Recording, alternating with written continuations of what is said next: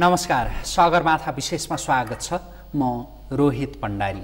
दर्शकवृन्द, स्थानीय तह तेस्रो चरणको चुनावको मिति नजिकिँदैछ। 2 नम्बर प्रदेशको चुनाव आगामी असोज 2 गते हुँदैछ र यो चुनावका लागि राजनैतिक दल र तिनका नेताहरू खटिएका छन्। सबैजसो राजनैतिक दलका आफ्नै दाबी छन्। प्रमुख 3 दल नेपाली कांग्रेस, नेकपा माओवादी केन्द्र, नेकपा एमाले, जसले आफ्नै दाबी गरेका छन् कि 2 नम्बर प्रदेशको चुनावमा हामी पहिलो पार्टी हुन्छौँ भनेर। अनि सँगै राष्ट्रिय जनता पार्टीले पनि त्यो दाबी गरिरहेको छ।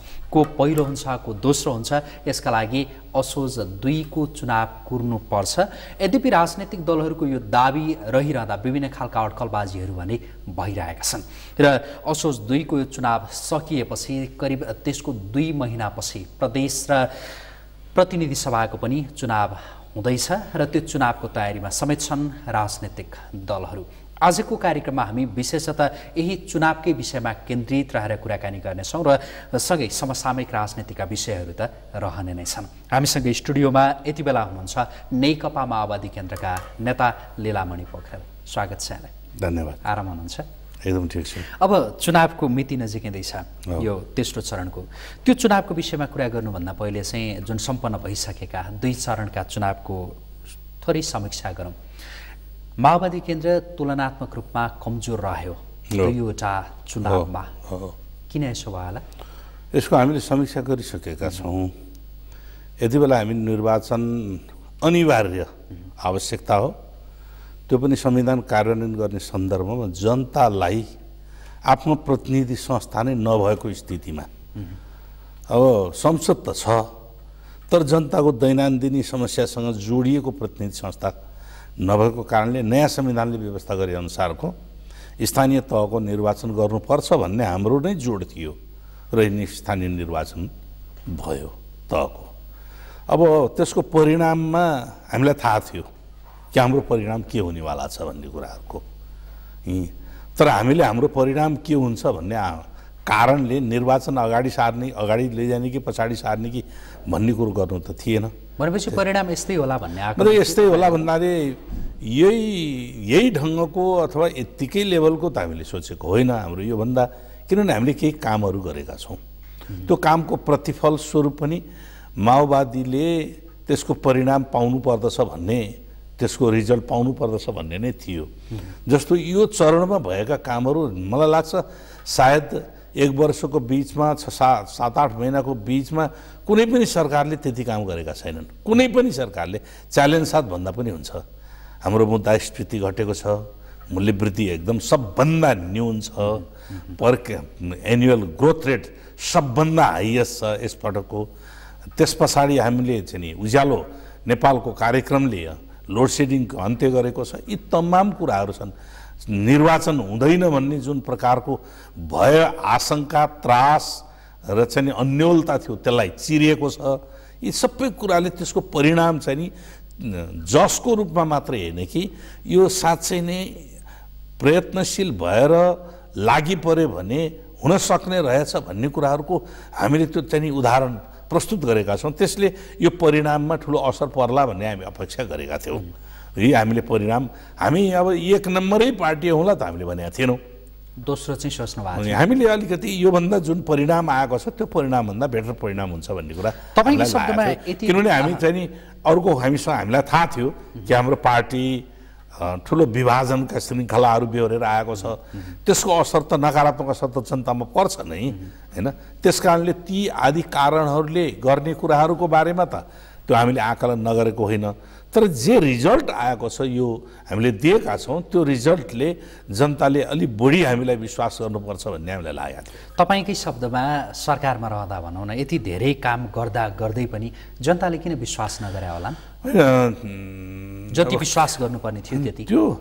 त्यो परिणाम हाम्रो आफ्नो साङ्गठनिक अकर्मण्यताको कुराहरू पनि होला। किनभने हामी लामो समयसम्म विभाजन आदिका कारणले गर्दाखेरि सङ्गठनमा अन्यल भयो। मान्छेले यो पार्टी फुटिरहेको छ, यसको विश्वसनीयता कति हो, यो ढङ्गले पनि प्रश्न उठायो होला जस्तो लाग्दछ। एउटा यो पार्ट पनि छ। अर्को केही चाहिँ नि यो राजनीतिक नाराबाजीमा अलि ह्याभोक भन्छन् नि केही चाहिँ नि झुट्टा कुराहरूको प्रचारबाजीले पनि जस्तो भयो कि केही राजनीतिक दलहरूको सन्दर्भमा यो दल नभएको भए त यो देशै बाँच्ने थिएन भन्ने जस्ताहरूको कुराहरूको प्रचारले पनि त्यसले पनि प्रभाव पार्यो कि भन्ने लाग्दछ। अबको तयारी चाहिँ के छ, कस्तो छ? र तयारी चाहिँ नि हामी एकदमै सशक्त छौँ भन्ने त म भन्दिनँ, तर हामी हिजोभन्दा बेटर छौँ, हिजोभन्दा राम्रो छौँ। र 2 नम्बर प्रदेशको अब चुनाव हुन गइरहेको छ। 2 नम्बर प्रदेशको चुनावको परिणाम हामीले धेरै ठुलो के अरे अस्ति काङ्ग्रेसको कता देखाएको थिएँ 134 मध्ये 100वटा हामीले जित्ने हो भनेर काङ्ग्रेसले भने जस्तो त नहोला। हामी तीनवटै राजनीतिक दलको इक्वल रेसियोमा अझ हामीले केही प्लस गर्नु पर्छ भन्ने हाम्रो मान्यतामा छौँ। यहाँको पार्टी अध्यक्षले जुन विभिन्न ठाउँमा गएर भनिरहनु भएको छ होइन मन्तव्यका क्रममा कि अब यो 2 नम्बर प्रदेशमा चाहिँ पहिलो दल बन्ने हामी हो भनेर, त्यो हाम्रो अपेक्षा आधार छ अनि त्यसका आधारहरू छन्। त्यो नेपाली कम्युनिस्ट आन्दोलनको आधार भूमि पनि हो 2 नम्बर प्रदेश, कम्युनिस्ट आन्दोलनकै रौतहट, सर्लाही, महोत्तरी, धनुषा, सिरा यी कम्युनिस्ट आन्दोलनका हिजोदेखिका आधार भूमि हुन्। त्यो आधार भूमिमा हाम्रो आफ्नो सङ्गठनात्मक आधार पनि अरूभन्दा तुलनात्मक रूपले राम्रै भएको हो है एउटा। अर्को हामीले जे पहिचानको स्लोगान अगाडि बढाएका छौँ, त्यहाँबाट अधिकारको कुरोहरू चाहिँ अगाडि बढाएका छौँ, सायद माओवादीले उठाएका कारणले नै अरू पार्टीहरूले यी अधिकारका कुराहरू उठाउन सक्षम भएका हुन्। माओवादीले उठाएकै कारणले उठाउन सक्षम भएका हुन्। संहिताको प्रश्न, मधेसका जनतामाथि भएको उत्पीडनको विरुद्ध पनि मधेस मुक्ति आन्दोलनको अभियान पनि माओवादीले उठाएको र माओवादीले उठाएको एजेन्डालाई दिग्भ्रमित पारेर केही मधेस केन्द्रित दलहरूले पहाडिया र मधेसियाको साम्प्रदायिक भावनालाई त्यसलाई प्रचार गरिदिएर त्यो एजेन्डालाई आफ्नो एजेन्डा बनाउन कोसिस गरेका हुन्। यति बेला हामीले चिरेका छौँ त्यो। त्यस कारणले यी कतिपय आधारहरू छन् जुन आधारका कारणले हाम्रो परिणाम राम्रो हुन्छ भन्ने म आशावादी छु। जुन यहाँले अघि भन्नुभयो कम्युनिस्ट आन्दोलनको आधार भूमि पनि हो जुन 2 नम्बर प्रदेशका केही जिल्लाको यहाँले जसरी नाम लिनुभयो। अर्को कम्युनिस्ट पार्टी नेकपा एमाले जो यहाँहरूभन्दा अघिल्ला 2 चरणका चुनावमा बलियो मात्रै होइन पहिलो दलका रूपमा नै देखियो होइन, उसको पकड पनि त त्यस्तै छ नि। उसको पकडलाई तुलनात्मक रूपले भन्ने हो भने कमजोर हो, तुलनात्मक रूपले। किनभने संविधान सभाको चुनावमै पछिल्लो संविधान सभामा पनि 70मा हामीले 3टा सिट जितेका छौँ। हामीले उहाँबाट उसबाट सिराहाबाट जितेका छौँ, सर्लाहीबाट जितेका छौँ, रौतहटबाट जितेका छौँ है। त्यस कारणले यो निर्वाचनको परिणाम पनि हाम्रो त्यहाँनिर परिणाम राम्रो छ अरूको भन्दा। त्यसैले पनि हामी के भन्न सक्दछौँ भन्दाखेरि एकातिर कम्युनिस्ट आन्दोलनको आधारभूमि हिजोका किसान आन्दोलनका आधारभूमिको थलो हो है, अर्कोतिर हाम्रो सङ्गठनात्मक आधारमा पनि राम्रा भएका थलोहरू हुन्, अर्कोतिर अघिल्लो निर्वाचनमा पनि हामीले परिणाम राम्रै ल्याएकै थलो हो। त्यस कारणले यी विभिन्न कारण र अहिले फेरि माओवादीको पक्षमा मधेसमा एक किसिमको लहर पनि पैदा भएको मैले बुझिरहेको छ, एक किसिमको समर्थन अलि बढिरहेको, अरू पार्टीहरूका केही मुख्य मान्छेहरू पनि होइन अब माओवादी अभियानमै लाग्नुपर्छ भनेर पार्टी प्रवेश गरिरहेको। त्यसो त अरू पार्टीमा नि गएका छन्, अरू पार्टीमा गएका होलान्, तर धेरै स्थापित नेतृत्वहरू त्यो प्रभावी जनमतमा प्रभाव भएका मान्छेहरू यो चुनावको बेलामा त के हुँदो रहेछ भने आयाराम गयाराम पनि हुन्छन् नि होइन, त्यो कुराहरू पनि हुन्छन्।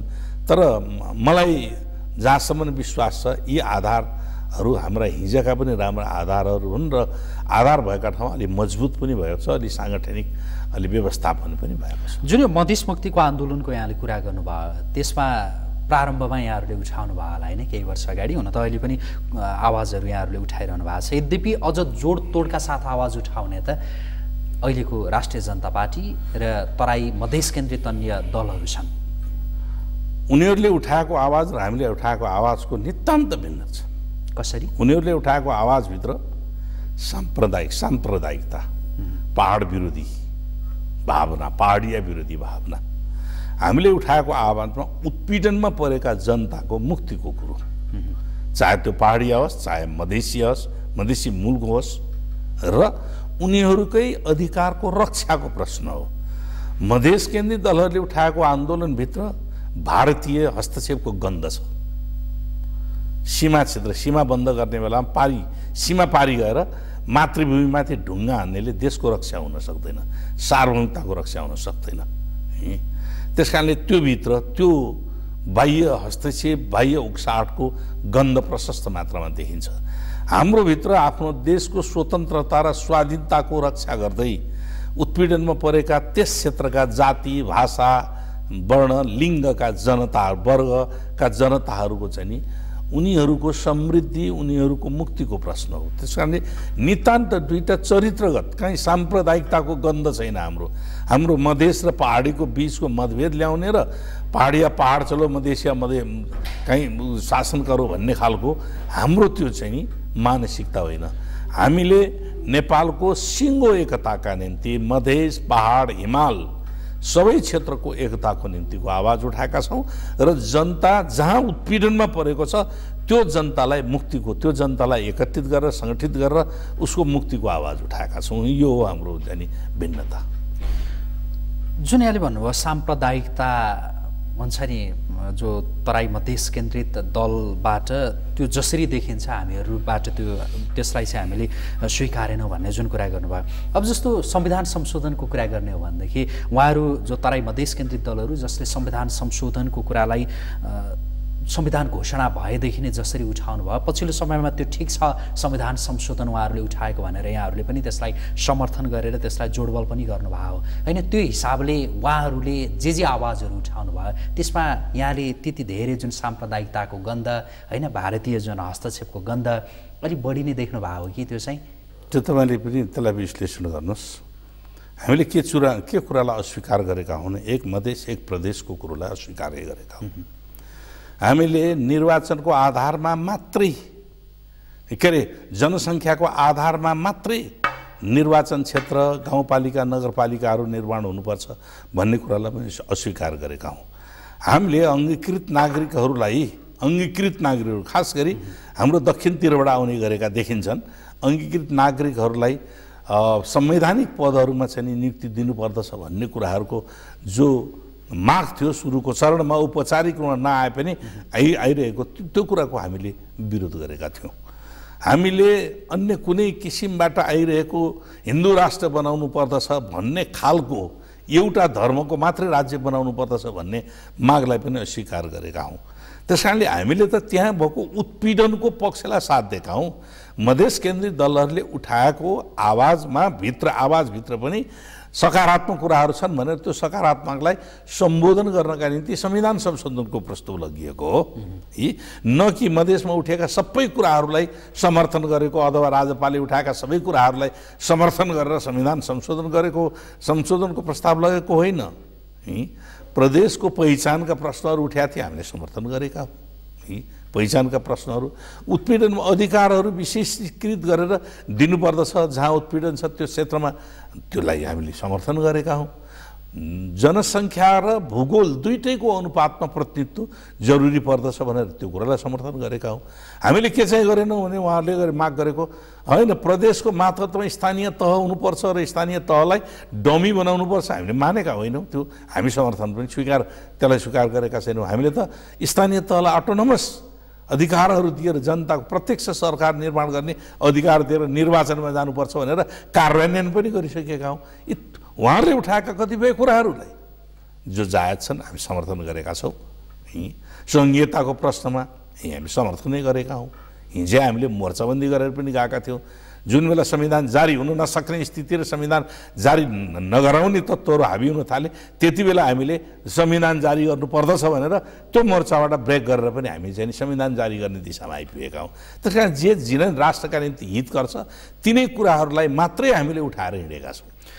जुन तराई मधेसका सवालमा राजपा लगायतका जो तराई मधेस केन्द्रित दलहरू र हामी बिचमा यो फरक छ भनेर यहाँले जे भन्नुभयो र भारतीय हस्तक्षेपको जुन कुरा गर्नुभयो त्यो भारतीय चाहना अनुसार राजपा चलेको भनेर जसरी यहाँले त्यो तरिकाले कुरा मैले सिंहै राजपा भारतीय चाहना अनुसार नै चलेको छ आशय जसरी यहाँले आन्दोलनमा जसरी व्यक्त भएको थियो हिजोका नेपाल बन्द अथवा नेपालको नाकाबन्दी आन्दोलनमा जसरी व्यक्त भएको थियो त्यो कुरालाई इङ्गित गर्छ। आशय जसरी त्यसरी व्यक्त गर्नुभयो जसरी इङ्गित गर्नुभयो यहाँहरूलाई चाहिँ त्यही आरोप लाग्छ कि फेरि माओवादी केन्द्रलाई किन लागिरह होला त यसरी? त्यही त म के भन्नु कसैले भन्न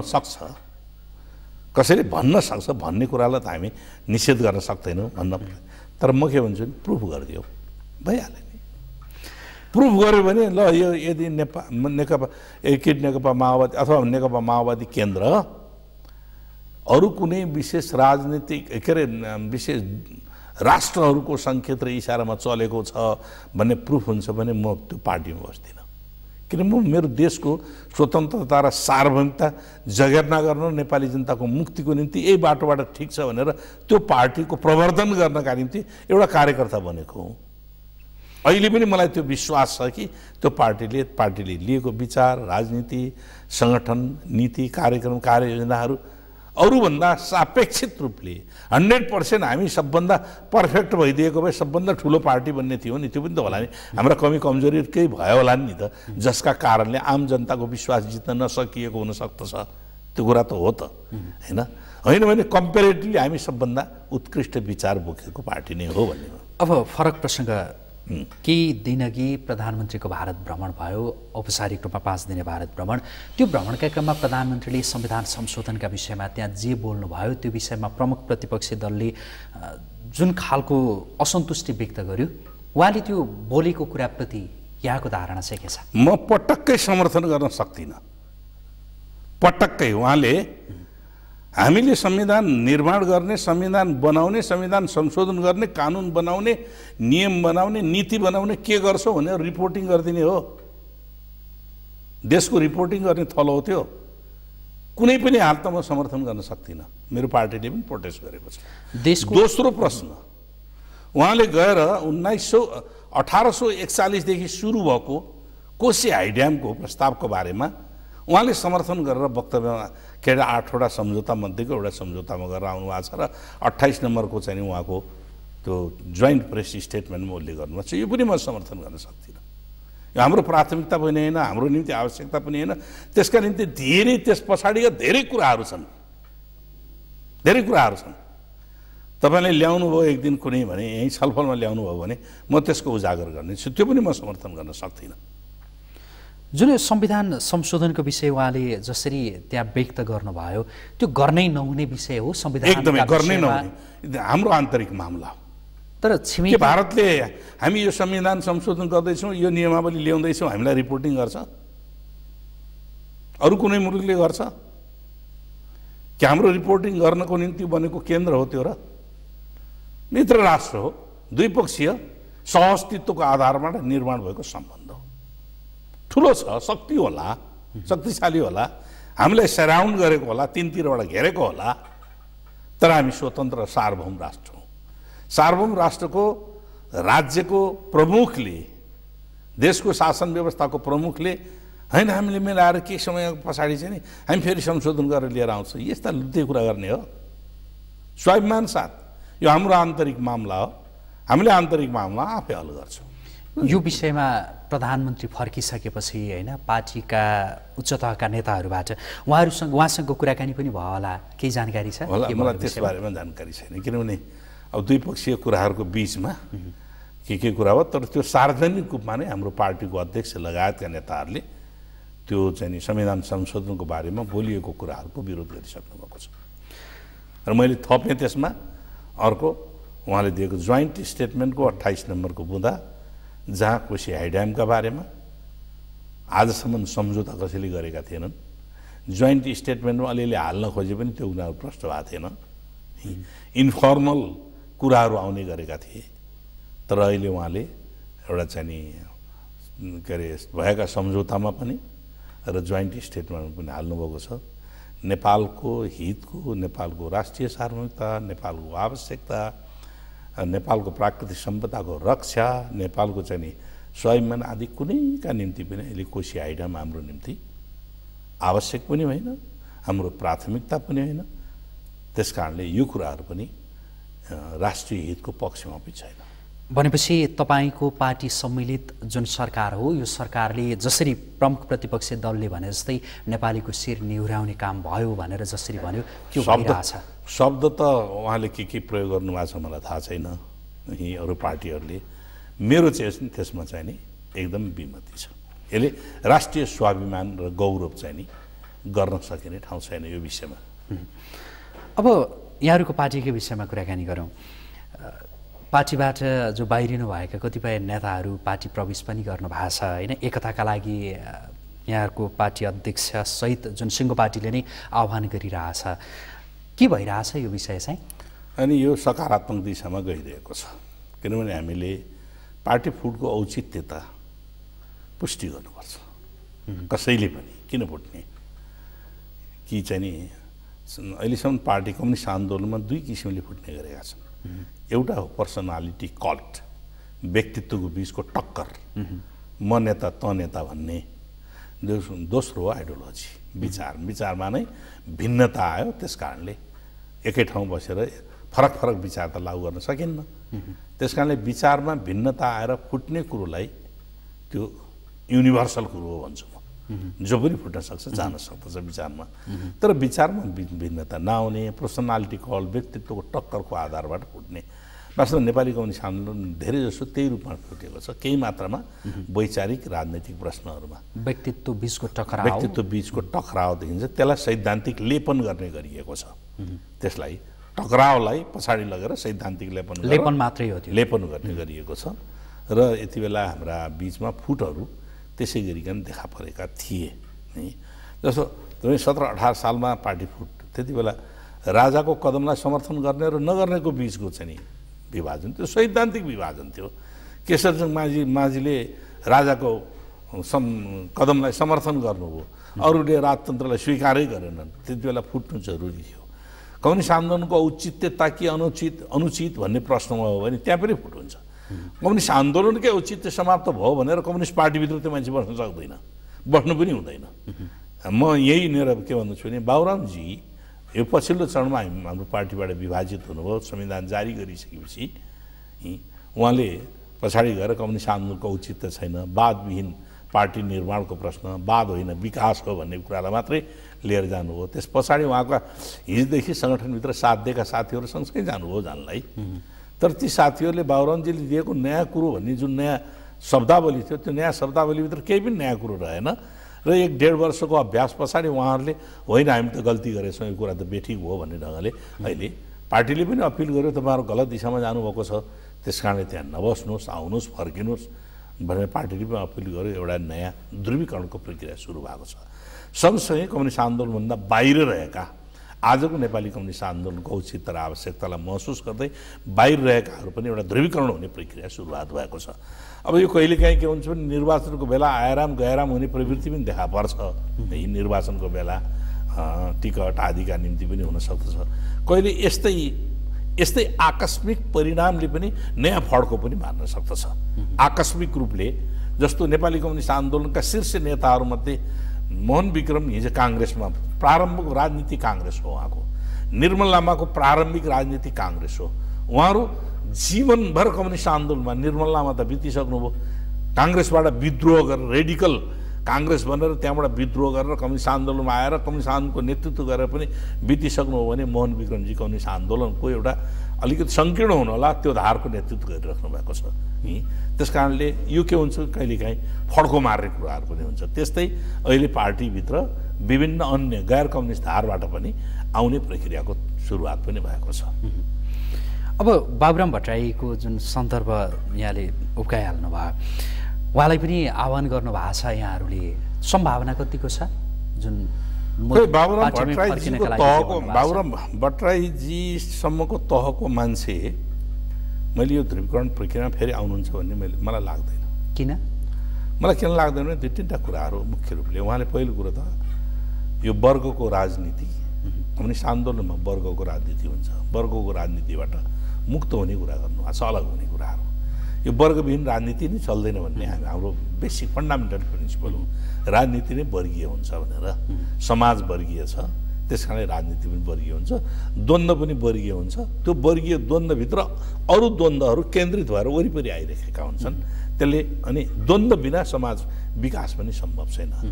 अर्को बाबुरामजीले इजमलेस पार्टी निर्माणको कुरा गर्नुभएको थियो, अथवा वादविहीन पार्टीहरू संसारमा वादविहीन कुनै पनि चिजै हुँदैन।